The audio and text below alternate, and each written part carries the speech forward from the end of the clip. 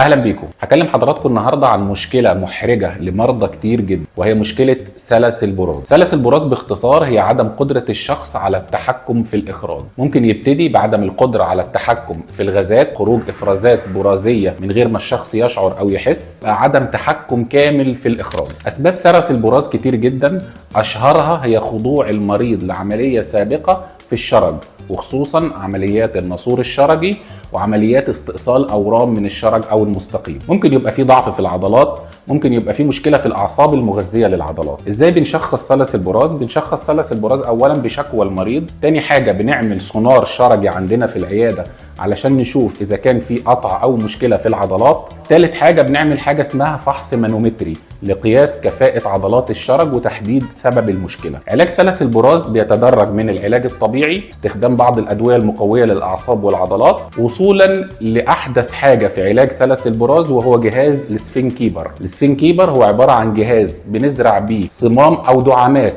للعضلات بتاعه الشرج علشان نرجعها لكفاءتها اللي كانت عليها. شكرا جزيلا لحضراتكم.